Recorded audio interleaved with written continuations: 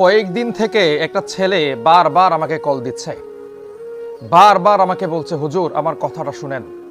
আমি বিরক্ত হয়ে এক পর্যায়ে তার সঙ্গে কথা বললাম। সে আমাকে বলছে, হুজুর আমি পর্নোগ্রাফি দেখতে দেখতে আমার শরীর শেষ করে ফেলেছি, আমার যৌনাঙ্গ নষ্ট হয়ে গেছে, আমি আমার বাড়িতে বলতে পারছি না, এদিক শারীরিকভাবে দুর্বল হয়ে যাচ্ছে, আমার মনে হয় আমি আর বাঁচব না, আপনি দয়া করে কিছু একটা করেন।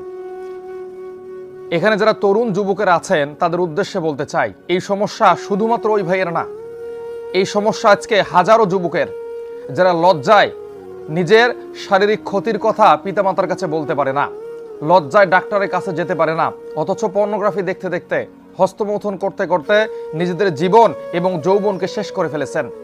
তাদের উদ্দেশ্যে আমি বলতে চাই, যা ভুল করার করে ফেলেছেন, এখন পরিবারের কাছে বিষয়টা শেয়ার করেন, নিজের বাবার কাছে, নিজের মায়ের কাছে এই বিষয়গুলো খুলে বলেন। যদি বলতে না পারেন, আপনি ভিতরে ভিতরে নিজে নিজে শেষ হয়ে যাবেন। একদিকে আপনার শরীর আপনার কথা শুনবে না, শরীর ধুকে ধুকে মরবে, অপরদিকে ভিতরে ভিতরে চিন্তায়, ঘৃণায় আপনি নিজেই শেষ হয়ে যাবেন।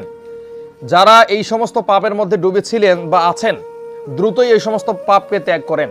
আর যারা নিজের যৌনাঙ্গকে নষ্ট করে ফেলেছেন, সামনে বিবাহ শাদী করার বয়স আসছে, তারা দ্রুতই চিকিৎসা গ্রহণ করেন।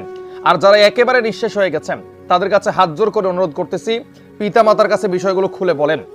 আসলে বুঝতে হবে যে পিতামাতার থেকে আপন কিন্তু কেউ নাই। আপনি আমাকে বললে আমি আপনার জন্য সর্বোচ্চ দোয়া করতে পারবো আর কিছু পরামর্শ দিতে পারবো।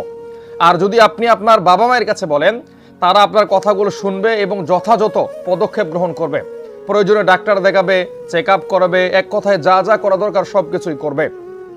তো আজকে যারা এই পাপের কারণে নিজের জীবনকে, যৌবনকে শেষ করে ফেলেছেন, তারা দ্রুতই পিতামাতার সঙ্গে বিষয়টা শেয়ার করেন এবং যারা ভালো ডাক্তার আছে তাদের কাছে যান। না হলে আপনাদের জীবনও শেষ, যৌবনও শেষ, আপনারা ধীরে ধীরে ধুকে ধুকে মৃত্যুর দিকে ঢেলে পড়বেন।